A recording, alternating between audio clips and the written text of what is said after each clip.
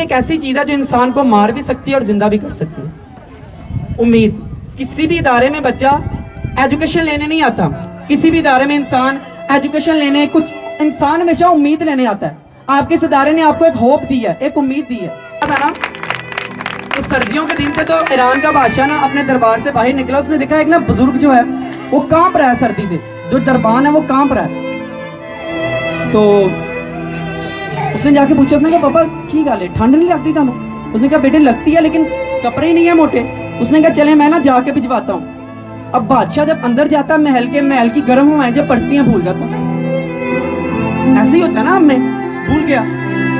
सुबह देखा तो वो दरबान मर गया सर्दी से करके। तो उसने ना अपनी उंगलियों से मट्टी पे एक लाइन लिखी थी कि बादशाह 40 साल से मैं यही वर्दी पहन के यहाँ पे अपनी खिदमत सरंजाम दे रहा हूँ, लेकिन आज मुझे मारने वाली चीज तुम्हारी उम्मीद थी कि तुमने मुझे उम्मीद लगा दी।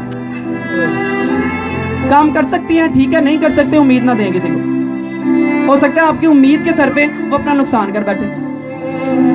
और जितना हो सके सीखो, लर्निंग प्रोसेस कभी नहीं रोकना। खड़े होने का नाम कामयाबी नहीं है, किसी मंजिल पे पहुंचने का, 10 लाख कमाने का, टीचर बनने का, प्रिंसिपल बनने का नाम कामयाबी नहीं है। कामयाबी इज मीट योर वॉक, चलते रहने का नाम कामयाबी होता है।